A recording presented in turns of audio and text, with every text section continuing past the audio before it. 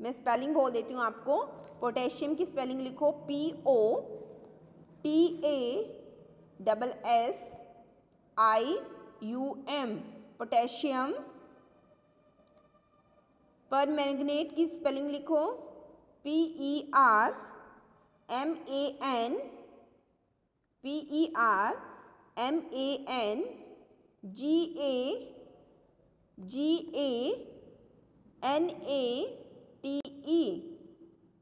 Potassium पर manganate, potassium पर manganate. ठीक है, अब इसका केमिकल फॉर्मूला लिखो। Write down the chemical formula. KMnO4, के भी कैपिटल लेटर में लिखना है, M भी कैपिटल लेटर में लिखना है, बट N जो है वो स्मॉल लेटर में लिखना है, स्मॉल अल्फ़ाबेट में। KMnO कैपिटल लेटर में लिखना है। KMnO4 is the chemical formula of potassium permanganate. Molecular weight लिखो। Write down the molecular weight 158.03. Molecular weight is 158.03. Next is preparation. Preparation में लिखो, राइट डाउन, इसकी केमिकल इक्वेशन लिखनी है। 2KOH, 2KOH means 2 moles of potassium hydroxide, 2KOH, सारे capital letters में लिखने हैं। KOH, 2KOH plus 2Mn, Mn is manganese, 2MnO2, 2MnO2 plus, और क्या ऐड करेंगे इसमें, KClO3, KClO3 potassium chloride trioxide, KClO3।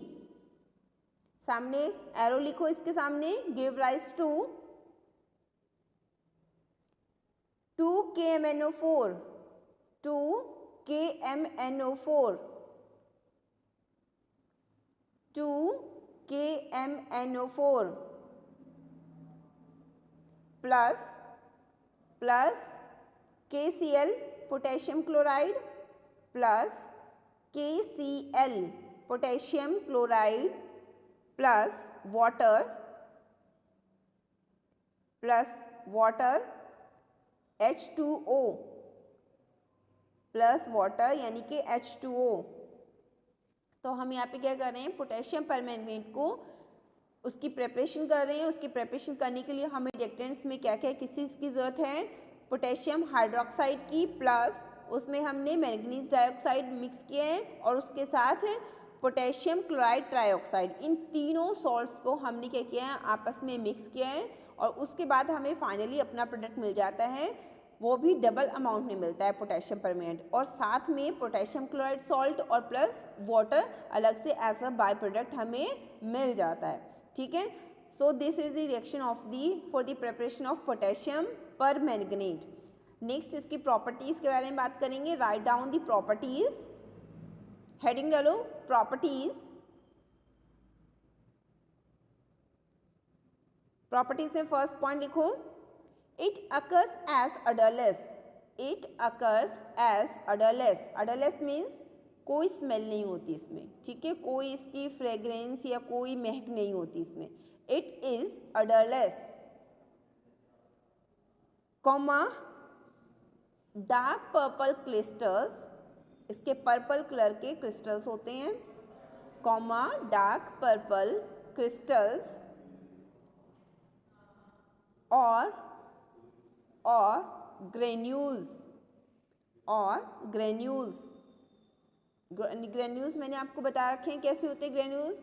Powder form में आपका कोई सॉल्ट होता है और उसके छोटे छोटे क्या होते हैं, दाने होते हैं, ठीक है, तो उनको हम ग्रेन्यूल्स फॉर्म में कहते हैं कि वो ग्रेन्यूल फॉर्म में है आपका सॉल्ट। और granules, right down the second point, it has a sweet and astringent taste, थोड़ा तीखा सा, it has a sweet and astringent taste।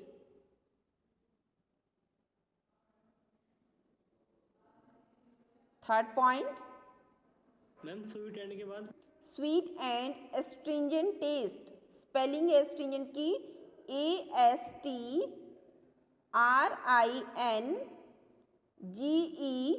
ASTRINGENT, astringent, astringent taste. Harsh, बाद में लग जाएगी आपकी अटेंडेंस, क्लास अटेंड करो आप।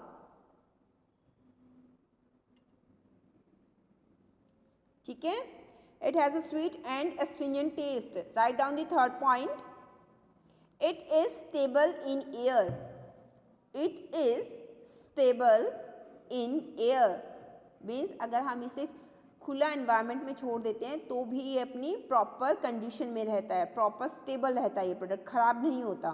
ठीक है, it is stable in air and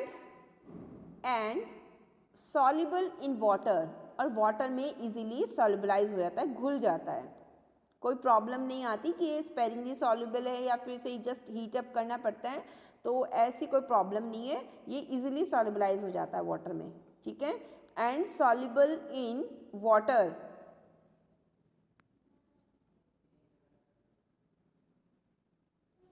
next is uses, write down the uses. It is used in treatment. It is used in treatment of urethritis. Urethritis, urethritis,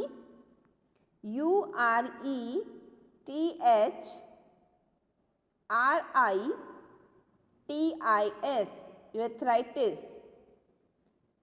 potassium permanganate जो है urethritis क्या होती है, disease होती है, urinary tract infection जब हो जाता है, आपके जब जो यूरिनरी ट्रैक्ट होता है उसमें इन्फेक्शन की प्रॉब्लम आ जाती है तो उसको हम क्या बोलते हैं, यूरेथ्राइटिस बोलते हैं। तो उस इन्फेक्शन को ट्रीट करने के लिए पोटेशियम परमैंगनेट सॉल्ट को यूज़ किया जाता है। ठीक है, तो फर्स्ट इसका यूज़ था, it is use in the treatment of urethritis. Second point, its solution is used to clean the ulcer. Its solution is used to clean the ulcer. Ulcer को क्लीन करने में यूज होता है ये। Ulcer clean के बाद क्या है, वॉइस ब्रेक हो रही है आपकी। Its solution is used to clean the ulcer.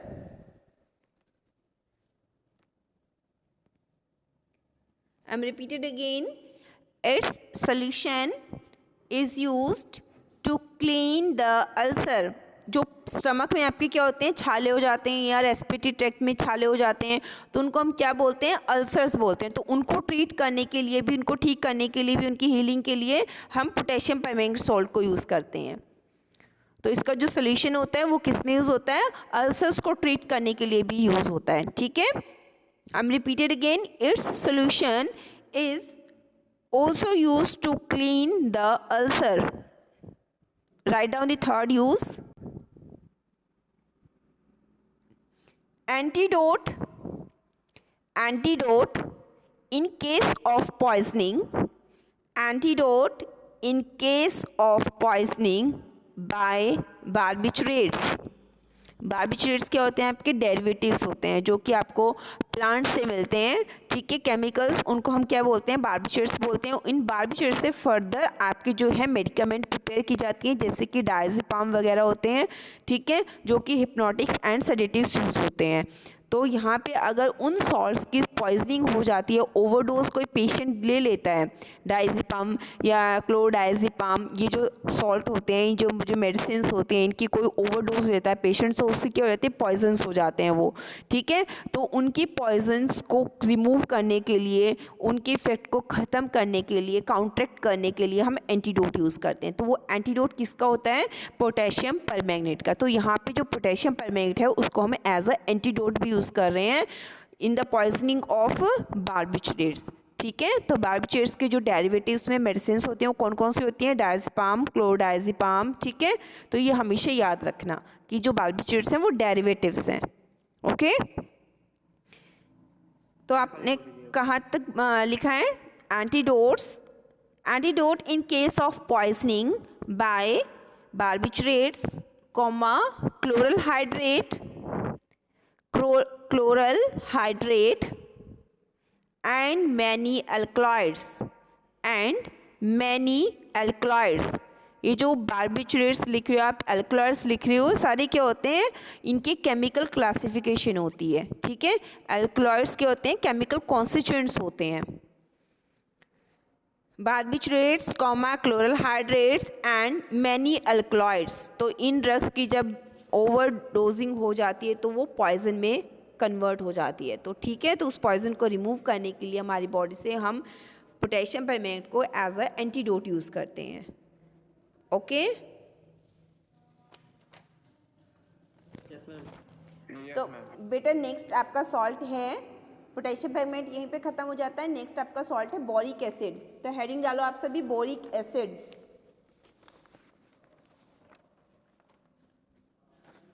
Boric acid, boric acid का केमिकल फॉर्मूला लिखो, H कैपिटल लेटर में है और 3 इसके नीचे लिखना है, H के नीचे, H3BO3, H3BO3, H3BO3 boric acid का केमिकल फॉर्मूला। नेक्स्ट लिखो इसके synonym,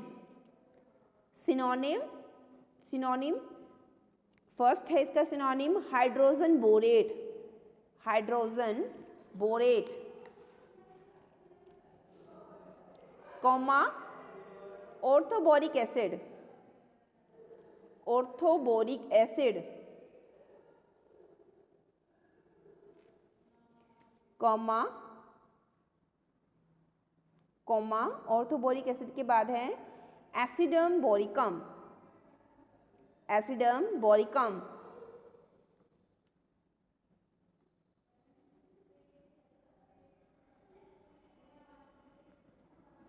done.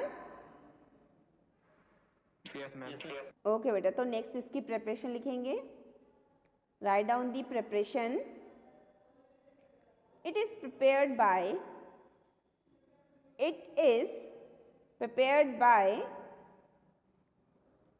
Reacting hydrochloric acid, इसे आप HCl लिख लेना, हाइड्रोक्लोरिक एसिड को HCl लिखना है। It is prepared by reacting hydrochloric acid और सल्फ्यूरिक एसिड, सल्फ्यूरिक एसिड को क्या लिखेंगे, H2SO4 और sulphuric acid, okay I am repeated again, it is prepared by reacting hydrochloric acid और सल्फ्यूरिक एसिड। हाइड्रोक्लोरिक एसिड को आप HCl लिखोगे और सल्फ्यूरिक एसिड को H2SO4, sulphuric acid with borax, borax के साथ, with borax. First of the solution is filtered, the solution is filtered, filter कर लेना सॉल्यूशन को। First of the crystals obtained are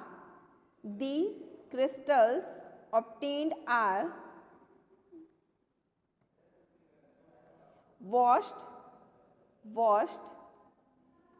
and then allowed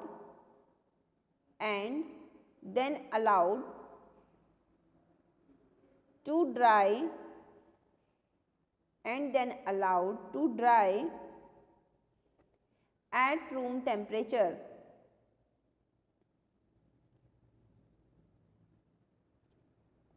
And then allowed to dry at room temperature.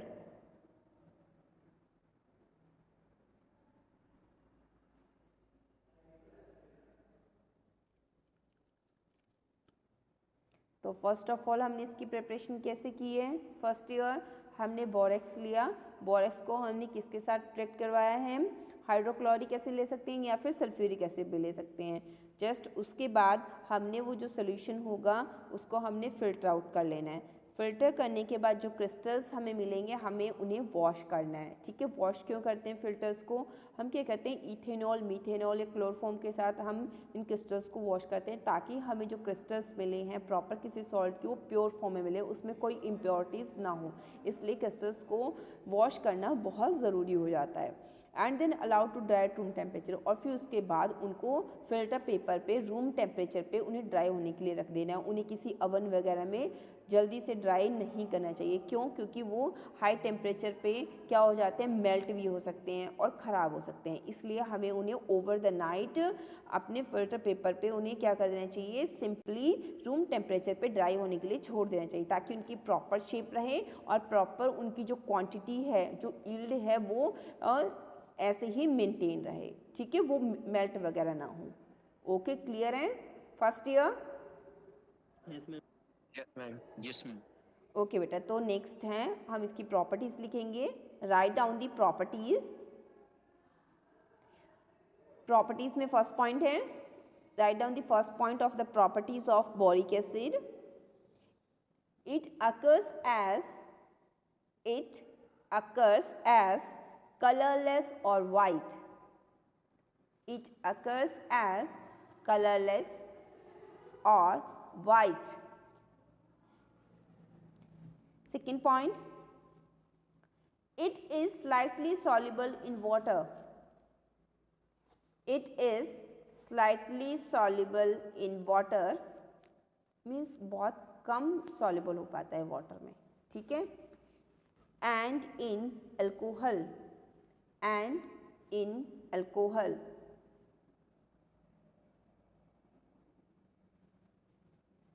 It is slightly soluble in water and in alcohol. तो जो salt हमारे water में या alcohol वगैरह में सॉल्युबलाइज नहीं हो पाते, इट मीन्स वो किस में सॉल्युबल होते हैं, ऑर्गेनिक सॉल्वेंट्स में। ऑर्गेनिक सॉल्वेंट्स में हमारे कौन कौन से आ जाते हैं, जैसे कि हमारी बेंजीन आ जाती है, ईथर आ जाते हैं, ठीक है, क्लोरोहेक्सीन आ जाते हैं, क्लोरोफॉर्म आ जाता है। ये हमारे क्या होते हैं, हमारे ऑर्गेनिक सॉल्वेंट्स होते हैं। तो जो चीज़ें वाटर में सॉल्युबल नहीं हैं, इट मीन्स वो ऑर्गेनिक सॉल्वेंट्स में सॉल्युबलाइज है। तो आप यहाँ पे अपनी लाइन इंक्रीज भी कर सकते हो, यहाँ पे अपनी स्ट्रेंथ बढ़ा सकते हो अपनी मटेरियल की। आप लिख सकते हो कि अगर वो सॉल्युबल है, स्लाइटली सॉल्युबल है वाटर में, तो आप उसे लिख सकते हो कि वो प्रॉपरली सॉल्युबल है in organic solvents, for example ether, chloroform, ठीक है, बेंजीन, क्लोरोहेक्सीन, जो अदर सॉल्वेंट्स होते हैं। ठीक है, तो आप यहाँ पे ऐड कर सकते हो। Write down the third point, it is odourless. It is odorless with acidic and bitter taste. It is odorless with acidic and bitter taste.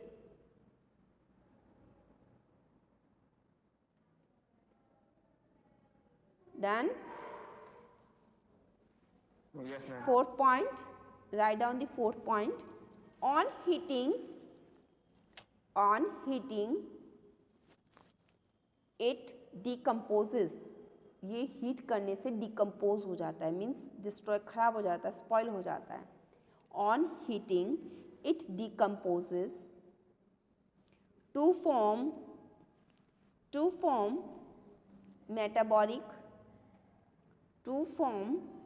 metabolic acid and HBO2 and HBO2।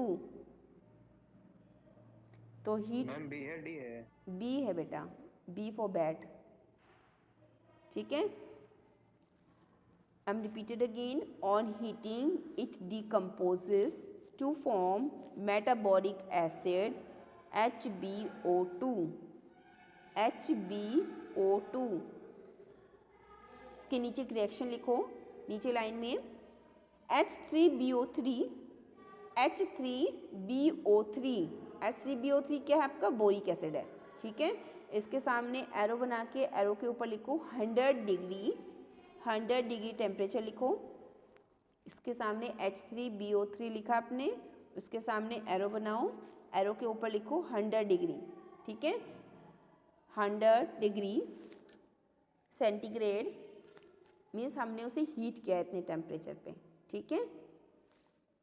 Arrow के सामने लिखो HbO2, HbO2 plus water, HbO2 plus water H2O। तो यहाँ पे इस reaction से clear हो रहा है कि हमने क्या किया है, अपना बोरिक एसिड लिया, हमने जैसे उसे हीटअप किया 100 डिग्री सेंटीग्रेड पे, 100 डिग्री सेंटीग्रेड पे उसे हीट किया, तो वो किस में कन्वर्ट हो गया, किस में टूट गया? वो HbO2, ठीक है, प्लस वाटर में, तो वो डिकम्पोज हो गया है, ठीक है। नेक्स्ट लिखो यूजेस, यूज, फर्स्ट यूज है इसका antiseptic for minor cuts and Burns, antiseptic for minor cuts and burns, minor cuts and burns, BURNS। second use, it is used in dressings, it is used in dressings, ये dressing करने के काम भी आता है boric acid. Third आई wash, third आई wash,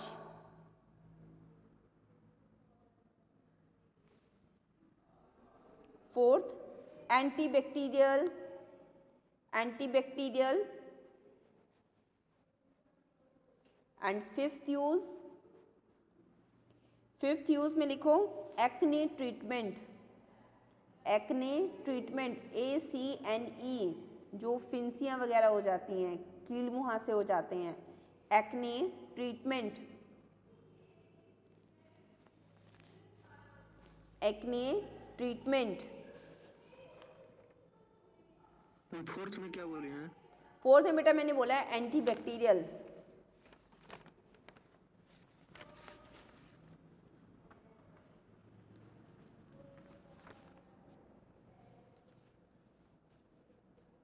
done? Yes ma'am. Okay बेटा, तो आपके ये यहाँ पे आपका बोरिक एसिड भी ख़त्म होता है, तो सिलेबस में देख लेते हैं। नेक्स्ट सॉल्ट है आपका हाइड्रोजन पर ऑक्साइड, ठीक है, हाइड्रोजन पर ऑक्साइड, हेडिंग डालो hydrogen, HYDROGEN, hydrogen per, PER per, oxide OXIDE, hydrogen पर oxide.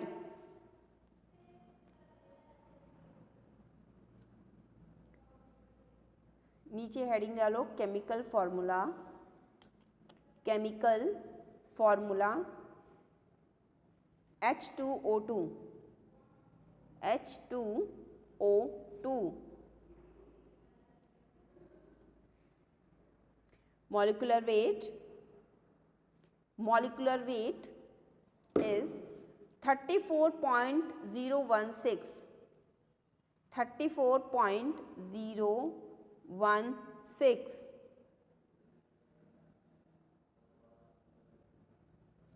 Next is preparation, preparation करेंगे इसकी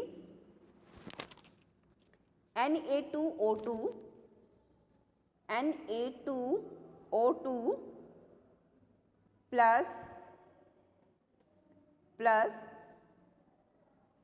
H2SO4 यानी कि sulphuric acid give rise to, यानी कि एरो लगाओ, एरो के सामने लिखना है Na2SO4, Na2SO4 disodium sulphate plus H2O2 क्या है ये? Hydrogen peroxide. तो सबसे पहले हमने क्या किया, यहाँ पे Na2O2 लिया हमने, डाइसोडियम डाइऑक्साइड लिया, प्लस उसके साथ हमने किसको रिएक्ट करवाया है? सल्फ्यूरिक एसिड को। तो हमें वहाँ पे क्या क्या प्रोडक्ट मिले हैं? अपना हाइड्रोजन पेरोक्साइड और डाइसोडियम सल्फेट। ठीक है, तो यहाँ पे हमारा जो है हाइड्रोजन पेरोक्साइड प्रिपेयर हो गया है। अब हम नेक्स्ट करेंगे इसकी properties. So right down the properties of hydrogen peroxide. First point is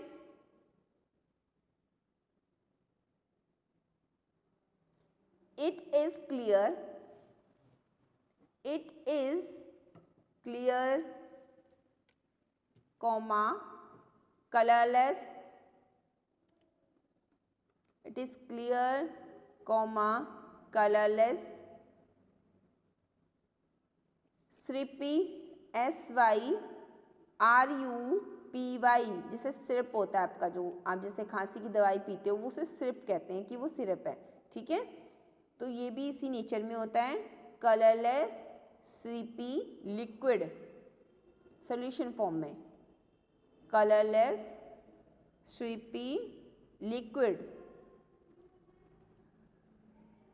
second point, meaning repeat कर दीजिए बेटा। मैंने बोला है first point, it is clear, ये क्लियर होता है, ट्रांसपेरेंट फॉर्म में होता है, लेकिन कैसा होता है?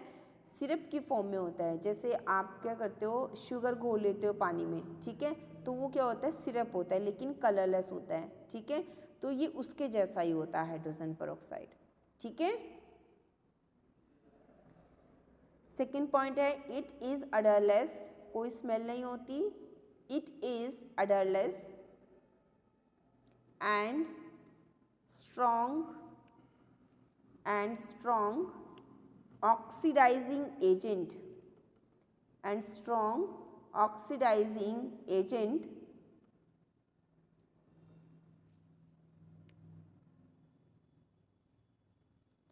Third point, it is soluble in water. It is soluble in water.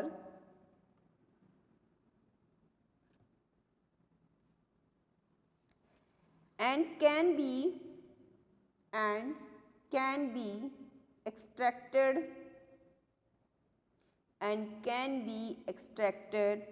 with solvent ether, and can be extracted with solvent ether. तो मीनिंग क्या है? ये वाटर में सॉल्युबल है और इसके साथ साथ ये किस में सॉल्युबलाइज हो जाता है? ईथर के साथ साथ, यानी कि ईथर के साथ भी हम इसे किसी और सॉल्वेंट सिस्टम से एक्सट्रैक्ट कर सकते हैं, मीन्स इजीली उसे सॉल्युबलाइज करके उसे वहाँ से निकाल सकते हैं।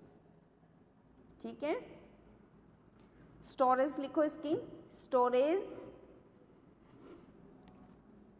स्टोरेज हेडिंग डालो। आपका आवाज नहीं आ रही बेटे। नेक्स्ट हेडिंग डालो स्टोरेज, STORAGE, किसको कैसे स्टोर करके रखना है? Storage, it is stored in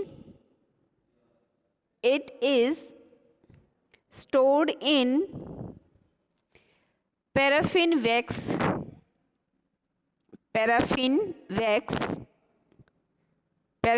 भी क्या होता है? केमिकल होता है। ठीक है, लेकिन किसके तरह होता है? जैसे ग्रीस होता है, ग्रीसी लाइक नेचर का होता है ये पैराफिन वैक्स भी। पैराफिन की स्पेलिंग है PARAFFIN, paraffin. Wax WAX, wax.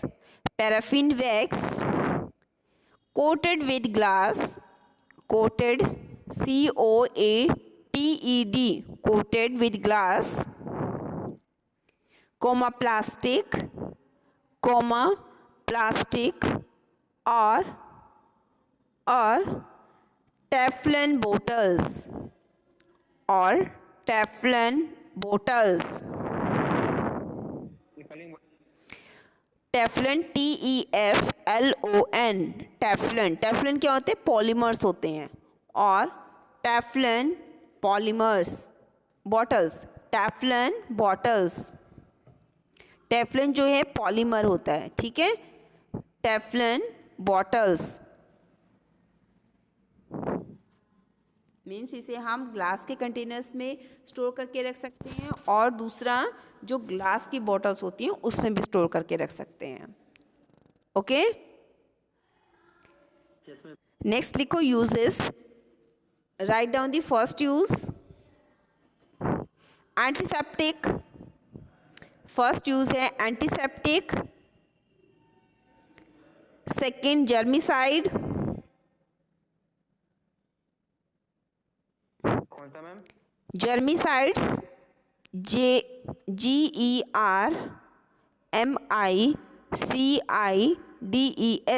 Germicides. Third use cleaning, cleaning, clean करना है, क्लीनिंग कट्स एंड वाउंड्स, जो कट लग जाते हैं, जो जख्म हो जाते हैं, उनको क्लीन करने के लिए cleaning cuts and wounds. Wounds की स्पेलिंग है WOUNDS, WOUNDS, wounds. Sixth use लिखो इसका, क्लीनिंग ईयर्स, कान साफ करने के लिए। जब बहुत ज़्यादा वैक्स हो जाती है कान के अंदर तो ईयर्स को क्लीन करने के लिए यूज़ होता है ये hydrogen peroxide, cleaning years.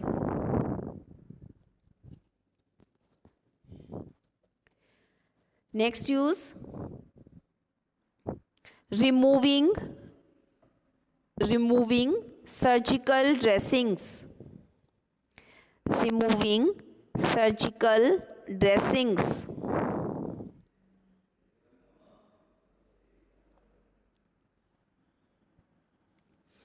Next use deodorants, deodorants, DEODRANTS, deodorants।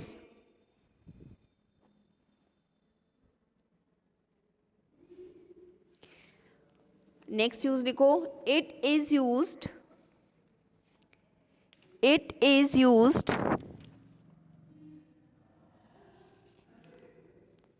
for bleaching,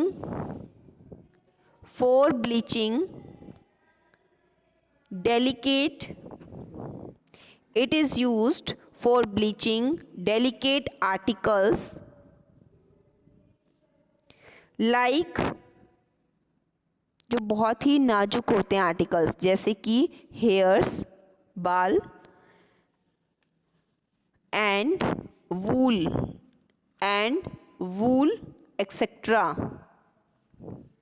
उन्हें ब्लीच करने के काम में आता है ये, ठीक है। It is used for bleaching the delicate articles like hair and wool etcetera.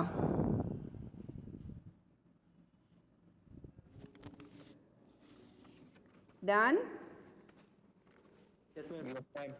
Okay बेटा, तो इस सॉल्ट के ऊपर आपके स्टार लिखा हुआ है, तो स्टार का मीनिंग है कि हमें उसका असे भी लिखना है, ठीक है। उसके असे के बारे में भी स्टडी करनी है। तो सिलेबस में देखना, जिन सॉल्ट्स के ऊपर स्टार बना हुआ है इट मीन्स उनका हमें असे करना है, बाकी सॉल्ट्स का असे हमें नहीं करना है, ठीक है। तो आज के लिए इतना ही काफ़ी है, जो असे हो वो मैं नेक्स्ट टाइम करवाऊँगी आपको। Okay class.